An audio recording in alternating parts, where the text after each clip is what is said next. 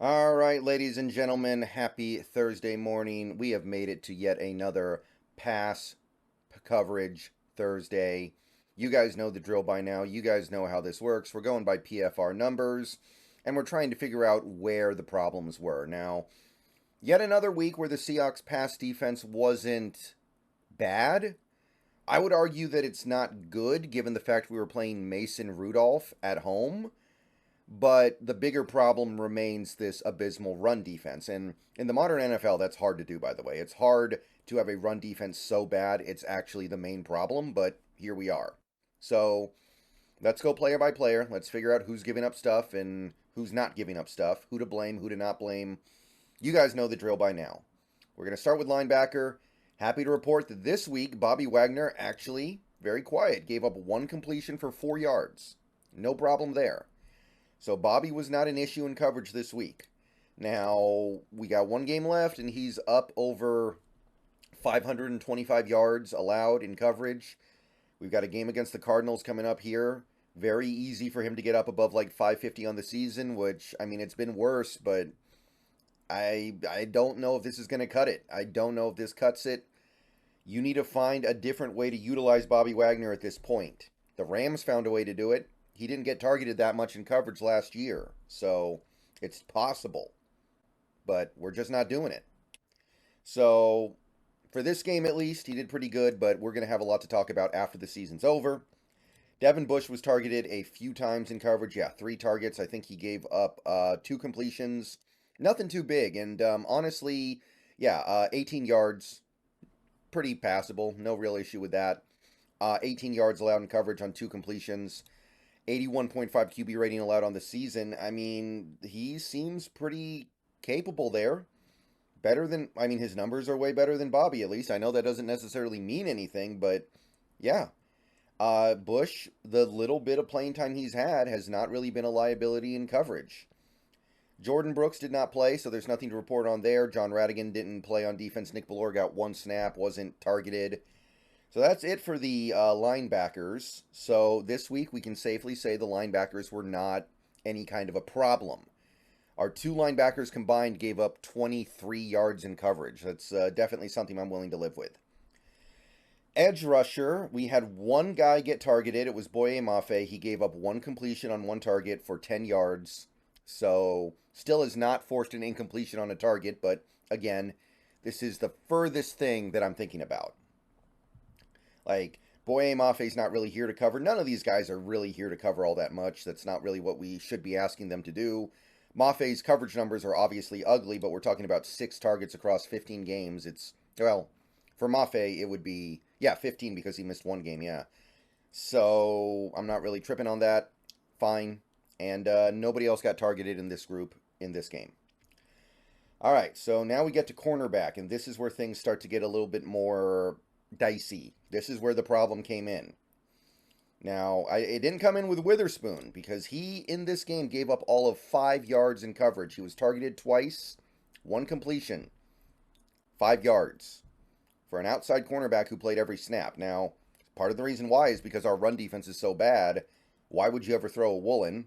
But he still played a good game. He had a pass breakup on 4th down. He locked down in coverage. He looked good. He played good. QB rating allowed below 73 now, and I mean, this is so important that we figure out the tackling thing with him. This is so important because of how good he is in coverage. Even in this season, which most people would say was a little bit of a down season, 72.8 QB rating allowed when targeted on 69 targets. Really, really good.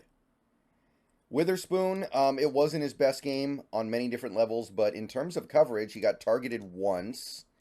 And he gave up 1 completion for, I can't remember how many, yeah, 13 yards. So it wasn't really the coverage, it was the tackling, and, I mean, that was bad. Like, there's no getting around that. But coverage-wise, we're doing good here. We're still solid. We haven't found a guy to really criticize yet, right? So Witherspoon, I mean, the 5 touchdowns he's given up in coverage this year hurt, but on the whole, he is still having a wonderful rookie year. And I'm very excited for where this Witherspoon thing is going into 2024 and beyond. Very special, very unique, very fun player. So, Those are the two main guys. Now we start to get to the problem. This is where the problem kicks in. Mike Jackson, who we basically shelved Trey Brown in this game for Mike Jackson. Trey Brown barely played. Mike Jackson played the whole game. So what did he do with that opportunity? He got targeted 5 times and he gave up 5 completions for almost 100 yards, 89 yards. So 5 for 5 for 89 yards. He gave up that big play on third down that really kind of felt like it almost ended the game in terms of the Seahawks having a real chance to win it. He gave up air yards. He gave up yards after the catch. Well, not that many yards after the catch. It was mostly air yards, in fairness, but a bad game. And it seems like our decision to give Mike Jackson the majority of the snaps in this game didn't really pan out. His QB rating allowed went through the roof. But let's look at Trey Brown here, because he did play a little bit. He played, I think, single-digit snaps. He got targeted twice, gave up 2 completions for a grand total of 36 yards in like 9 snaps.